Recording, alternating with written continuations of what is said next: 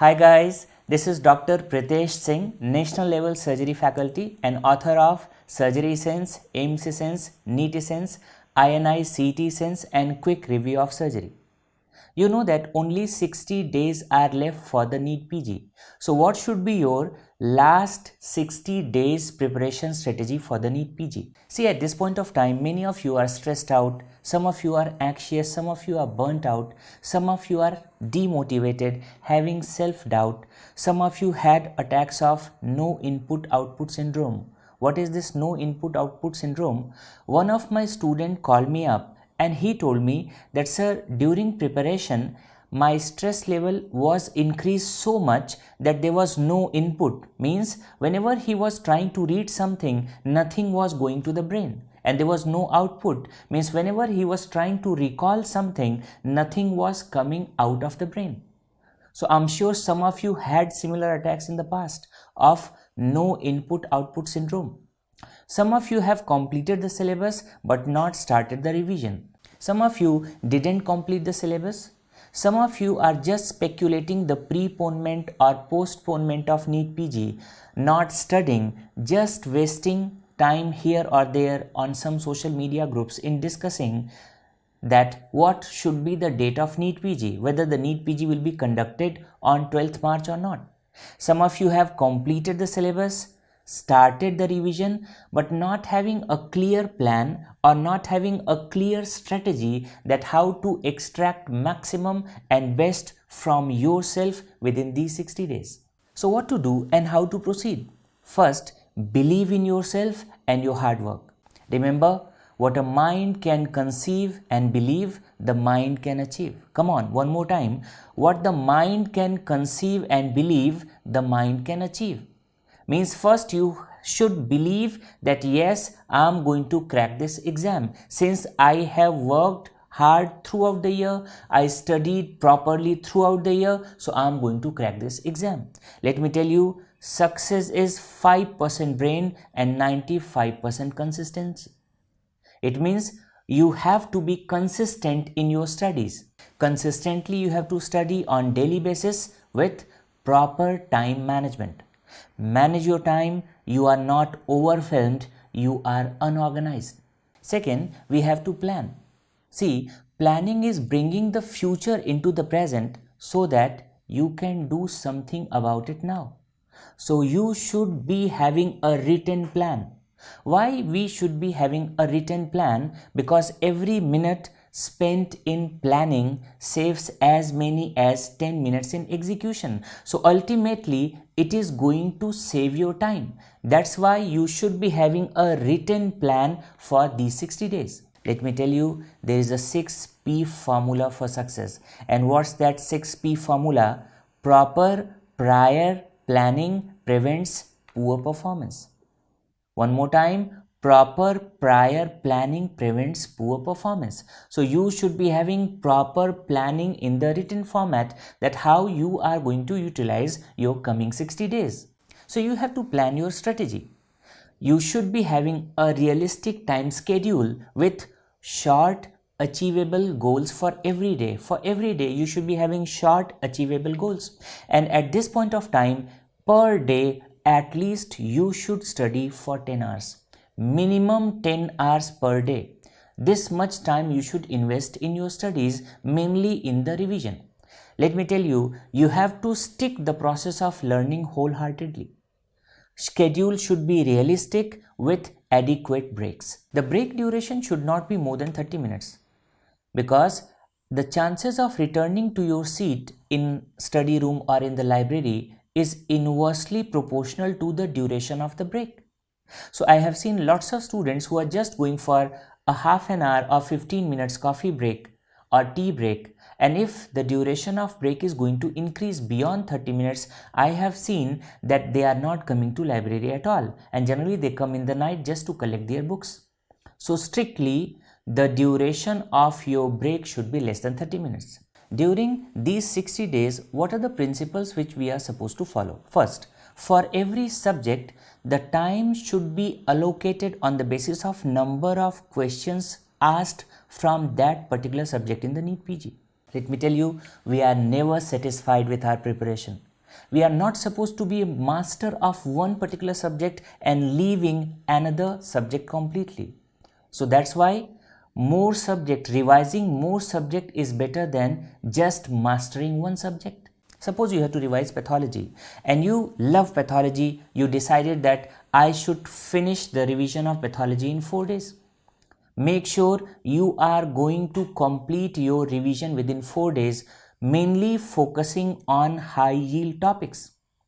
Within 4 days, you are supposed to complete one particular subject like pathology. Second thing, there are lots of overlap between subjects, like there is overlap between surgery, anatomy, pathology and radiology. So suppose one topic is left in pathology, you can easily cover that particular topic in surgery. So first important principle which you have to follow, revising more subjects is better than mastering one subject, and you should complete the subject in time. Another important principle which you have to follow, say no to news. No to news means first you should take adequate care of yourself, good care of yourself in this pandemic situation, because still the cases are rising. Second, stay away from negativity, stay away from negative news. Say no to new books, new courses, new exam series, test series, irrespective of attractive names of the series. Like sometimes you are going to hear Crash series, Hack series, Wax series. So all these series, irrespective of the attractive names, you are not going to join any new test series, any new course. You are not going to open a new book in these 60 days. I want to share one story. You have seen in the library and study rooms that there is a guy who is addicted to controversial questions. Hardworking guy, but he is just addicted to controversial questions. Means he is doing excessive research about controversial questions, finding the correct answers by reading Harrison, by reading Robbins, by reading some journals, by talking to some faculty members. So he is knowing the answers of controversial questions, and he will come to you in the library or studying room and he will ask you कि इसका क्या होगा, right? And whenever such guys are coming, there was one student who came to me when I was preparing, and he used to ask controversial questions कि इसका क्या होगा. So I was having this kind of question in my mind कि इसका क्या होगा. वो कहना चाहता था कि इसका क्या होगा मतलब इस क्वेश्चन का आंसर क्या होगा, और मेरे मन में क्या बात आती थी कि इसका क्या होगा. है तो ये hard working, but he is just focused about these controversial questions, spending maximum time in controversial questions. तो इसका क्या होगा. तो कोई भी ऐसा स्टूडेंट आपके पास आए कि इसका क्या होगा, so have this kind of feeling in your mind और इन योर ब्रेन कि इसका क्या होगा, and say that I don't know. So any guy who is coming to you with controversial questions कि what's the answer of this question, straight away say I don't know. This is the best way. Why? Because let me tell you, the chances of getting a controversial question, the chances of getting a rare question in exam is very, very rare. You should mainly focus yourself in commonly asked topics. So focus on revising commonly asked topics, not the rarely asked topics. Another important point, don't focus too much on the recent updates, new drugs, new criteria, because chances of getting a question from all these is very low. Hardly you are going to get one question. So your focus should be about 80 to 85% of commonly asked topics, commonly asked questions. Our main focus should be on the revision. So stop worrying, stop reading new things, start revising. Most of the students are drowned in the ocean of new information. What's the problem? You keep studying new things, solving new modules, forgetting the one thing that time is limited. So it is useless to study more and more things which cannot be reproduced in the exams because the time is limited. Remember this mantra that revision is the key to success. So your main focus in these 60 days should be about the revision. Now first see what are the common questions asked related to revision by the students. One student asked me that, sir, should I go for one solid revision or multiple revision? See the question, sir, should I go for one solid revision or multiple revision? Then I asked, what do you mean by solid revision? He said that, sir, solid revision means पूरा revise करना चाहता हूं मैं from cover to cover. Let me tell you, perfect revision or solid revision is a myth. Revision should be multiple. There is no term like a solid revision. In revision, you are not supposed to waste too much of time reading each and everything again from cover to cover. If you already know something, you can skip that. Revision is not from cover to cover. It is focusing on the areas which you don't know or which are volatile or which are high yield. You can skip the areas or the topics which you already know. Revision should be multiple, and in these 60 days, how many revisions you have to add? Minimum 3 revisions to your preparation. So in these 60 days, you have to add minimum 3 revisions to your preparation. And you should complete first revision in 30 days, second revision in 20 days, and third revision in 10 days. If you have listened carefully, I said add 3 revisions to your preparation. I didn't say that you need 3 revisions. Add 3 revisions means if you already did 2 revisions, you have to add 3 more revisions, and if you did 4, add 3 more. So revision should be selective. It should not be from cover to cover. It should be focused revision. So what is focused revision or selective revision? We discussed that don't revise the things which you already know. So whenever I see revision, it is focused or selective revision, where your goal should not be to cover each and every subject from cover to cover. Now what should be your revision strategy? See, knowing your problem is the first step in finding the solution. So what is the problem at this point of time? That, sir, I'm having this much of syllabus. This much of syllabus should be completed and revised 3 times within 60 days. This is the problem. So this is the first step in finding the solution. After that, it is much easier for you to achieve your goal when you break it down into individual tasks. So what we have to do, we have to divide the entire syllabus into short achievable goals or short achievable tasks. For best results, start with the end in mind and then work backwards. Means first we have to plan for the last day, then last 10 days, then last month, and then first month. So if you see, the 60 days strategy is divided into last day strategy, then last 10 days strategy, last month strategies, in which for the first 20 days we have to make a plan, and then there should be first month strategy. About the last day strategy, means one day before the exam. We discussed that minimum we are supposed to study for 10 hours a day. It means even for the last day, we can study for 10 hours. So you have only 10 hours on the last day. So it should not be your focus to complete the entire syllabus on the last day. This is not practical at all.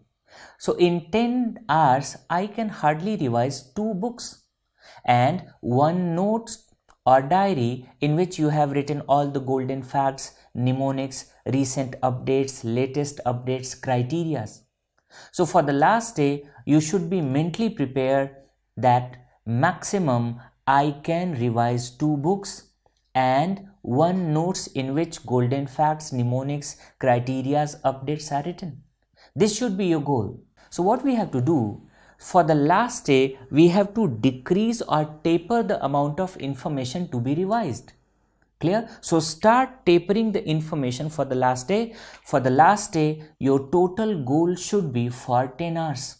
So we are going to narrow it down for 2 books and maximum 1 notes or 1 diary. Now see the last 10 days strategy.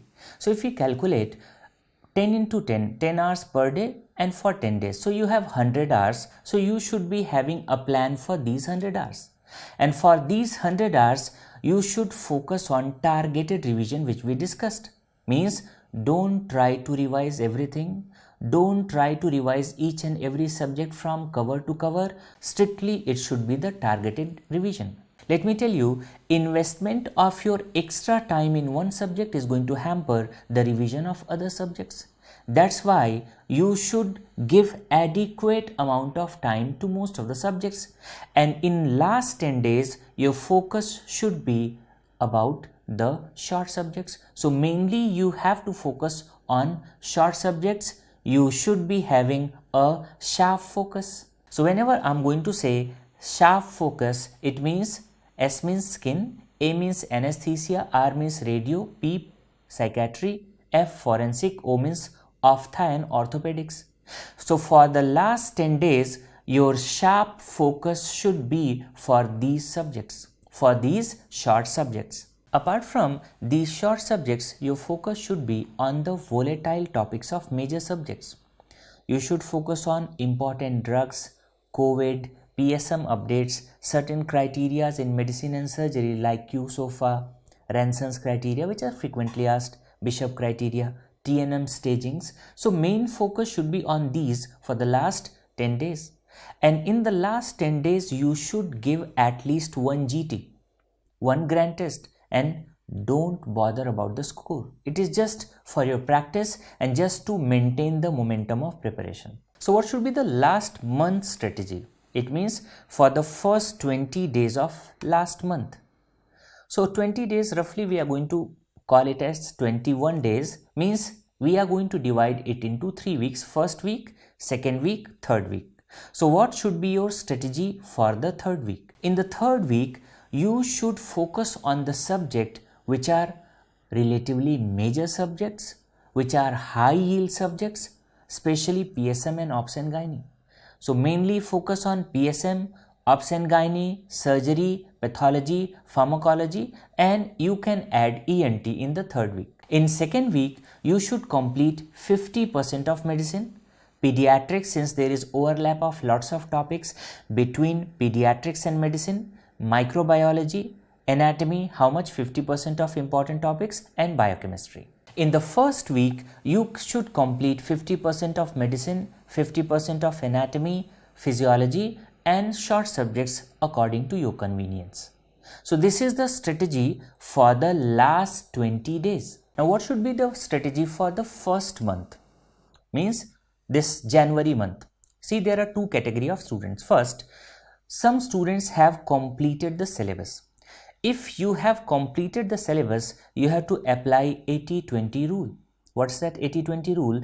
80% of your time should go into the revision and 20% should go to memorize the new stuff or some left out stuff, for the completion of new stuff or some left out stuff. So if you have completed the syllabus, apply 80-20 rule, 80% for revision, 20% for new stuff or left out stuff.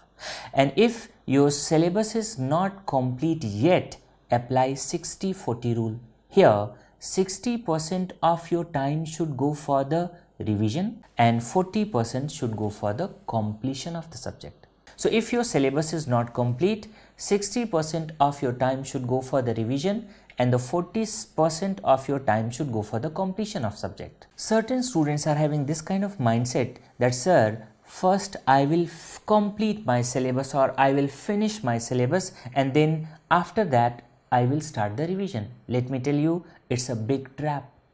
Don't fall for this trap that first I will complete the entire syllabus and then I will start the solid revision. Let me tell you, we are never satisfied with our preparation. So what happens? Most of the students are not going to revise just because they keep on adding new stuff into their syllabus.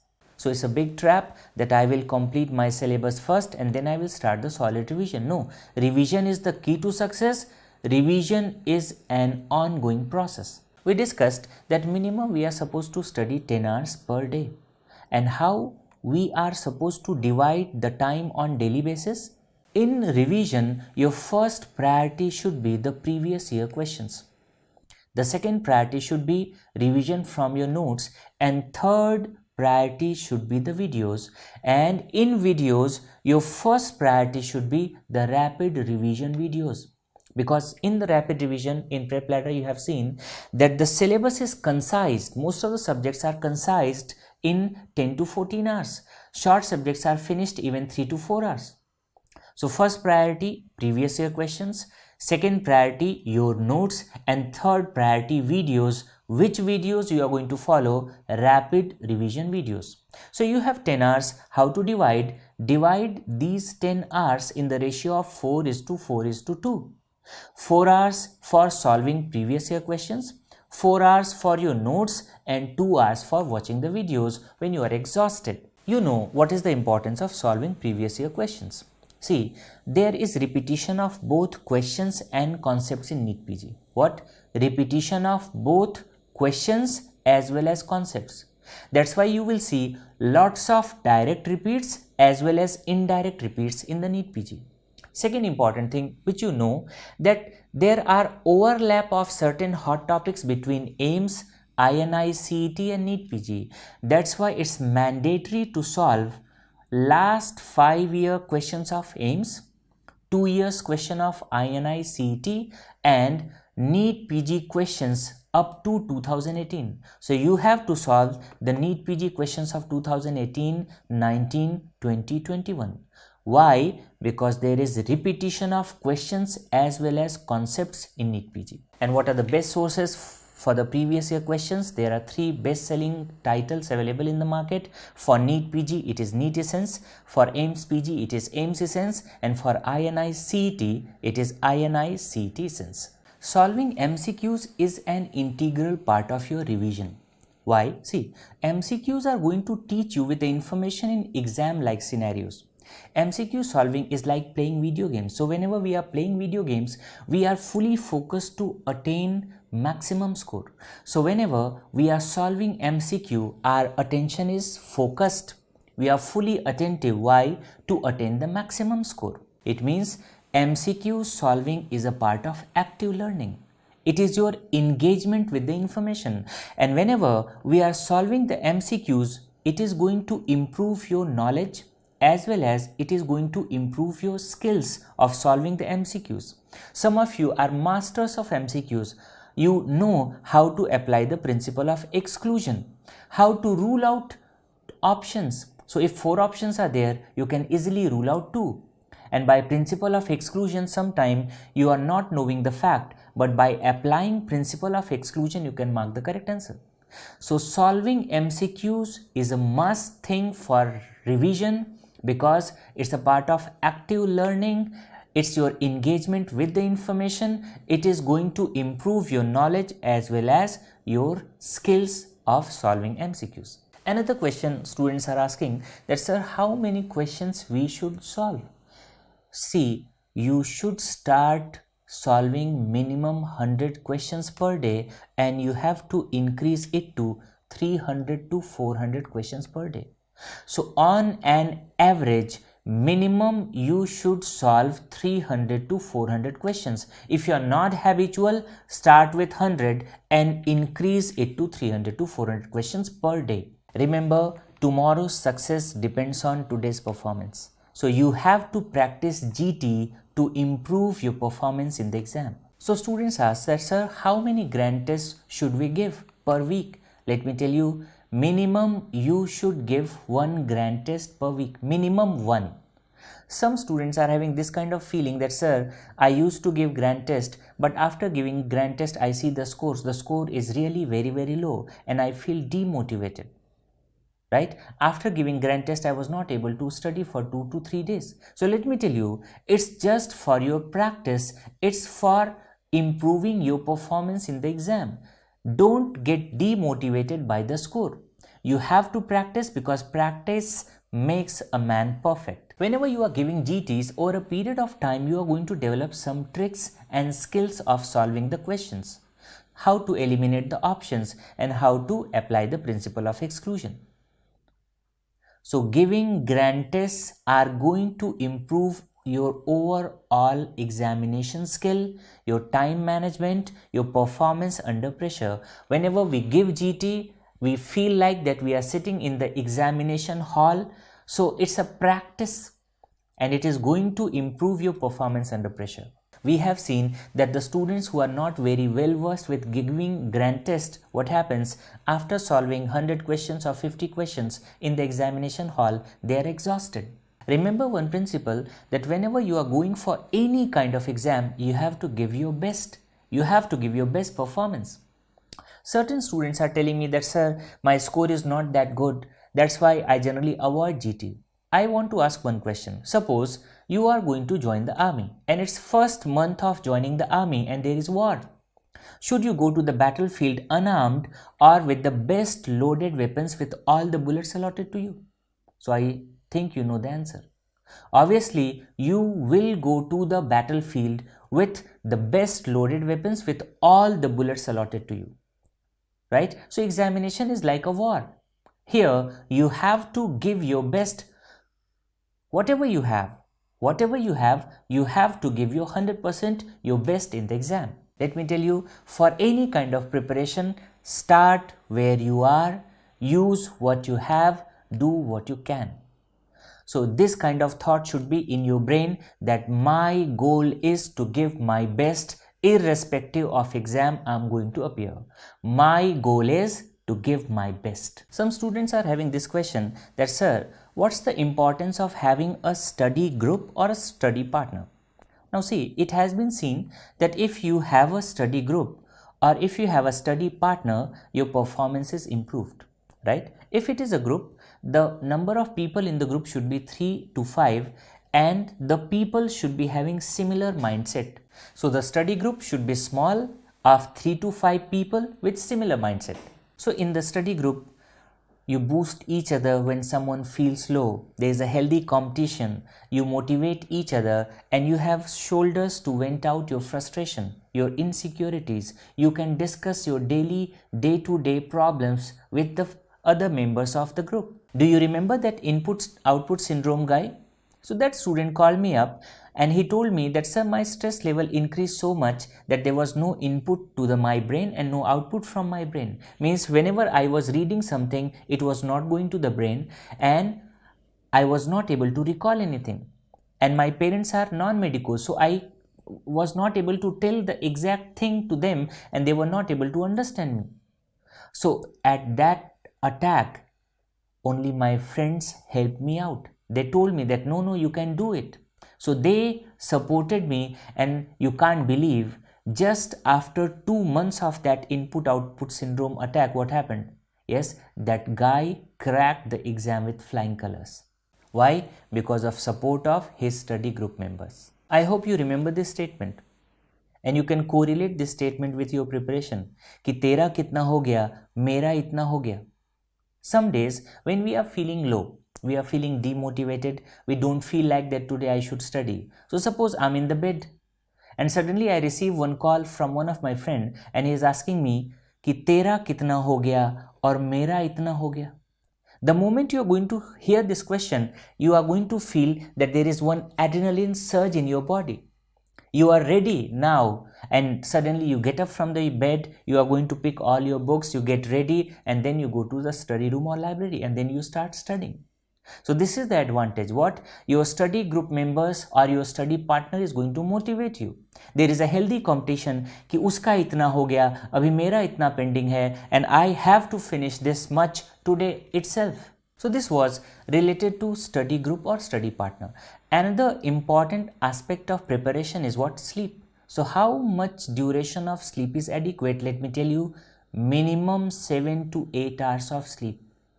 During these 60 days, minimum 7 to 8 hours of sleep. Some of students are having this kind of confusion that no, I should only sleep for 3 to 4 hours during these 60 days. Let me tell you, whenever you are not having adequate sleep, your brain is tired and exhausted. You feel sleepy throughout the day, and a tired brain or an exhausted brain is not able to grasp the information, not able to retain the information, not able to recall the information. So remember, a tired or exhausted brain is not able to grasp the information, not able to retain the information. You cannot focus into studies. So you should sleep adequately, minimum for 7 to 8 hours. Another important thing which I saw, that some of the students are going to stay awake after 12 midnight. Why? Because they are having this false sense of confidence that if I'm going to stay awake till 2 or 3, I'm going to study more. But what I have seen and what you have also realized, that if you are going to stay awake beyond 12 in the midnight, what happens after that? You are just wasting your time in searching some sources of food, searching somebody to gossip, or just passing or wasting time. So that you should be having this kind of false sense of pseudo confidence, a false sense of confidence that I studied till 2. No, you were awake till 2 or 3. It doesn't mean that you were studying actively, because our brain is also tired after that. So it's a myth that if you stay awake till 2 to 3 a.m. you study more. No. So what? Follow this strategy that I should sleep before 12 midnight. And if I'm going to sleep for 7 to 8 hours, so your timetable should be like this, that you should sleep at 11:30 maximum and get up in the morning at 7:30. Clear? Or 7. So follow the same routine of time of sleeping and getting up. So every day you should sleep at the same time, get up in the morning at the same time, and the best is you sleep around 11 or 11:30 in night and get up in the morning at 7 or 7:30. Now another aspect who is eating major chunk of your time, and that's social media. Social media is very anti-social nowadays. You know, social media is a good servant but a poor master. You want to check your notifications of Facebook and Instagram. Why? Because it gives dopamine shots to your brain to check the notifications. And that's why your brain is addicted to the social media. Means your brain is addicted for checking the notification. It will drain your positivity and productivity. So I told you that social media is a good servant but a poor master. So use social media as a servant only, means use it to help you in your studies. Another important aspect of preparation, that how to handle fear, anxiety, stress. See, fear and anxiety are the important emotions to achieve something in life. They provide you the zeal to work for the betterment of yourself, betterment of society. But excess of fear and anxiety is counterproductive. So what's the cause of stress? See, stress comes from ignoring the things that you should not be ignoring. So what you are ignoring? You are ignoring your studies or your revision. So if you are ignoring your revision or studies and that is leading to stress, so what is the best stress buster? Studies. And remember the simple formula whenever you are preparing for any kind of exam, study is inversely proportional to the stress. If I'm going to study today for 10 hours, whenever I'm sleeping, I feel satisfied that I utilized my day and I can have a sound sleep. And irrespective of the nature of party you did in the whole 24 hours or in the whole day or night, and whenever you are going to sleep, you have this guilt inside that I didn't utilize my time for the studies. So stress comes from ignoring the things that you should not be ignoring, and for these 60 days your focus should be for the revision, for the studies, because best stress buster is studies. Another important principle I want to tell you. Worrying about needing to do the stuff. Worrying about needing to do the stuff is usually more exhausting than doing the stuff. So if worrying about needing to do the stuff is usually more exhausting than doing the stuff, what should be the best way to counter this thing? To counter this worry? Yes, do the stuff.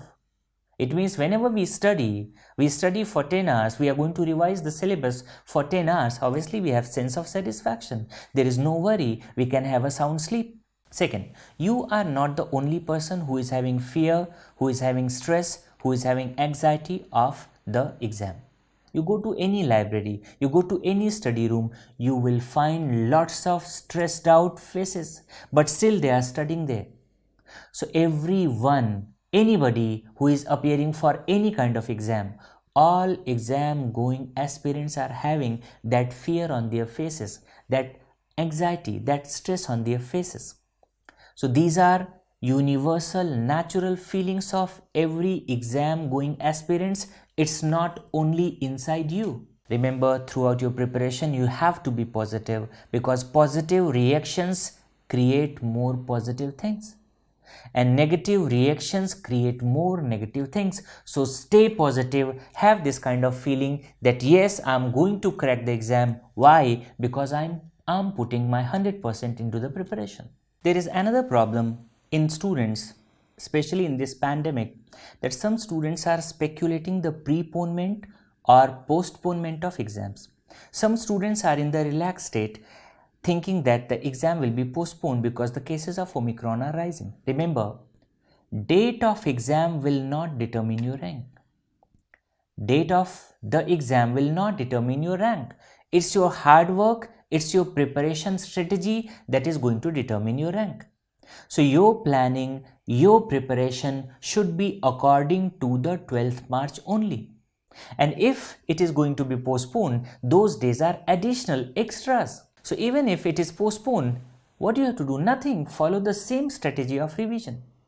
So पढ़ना है कब तक?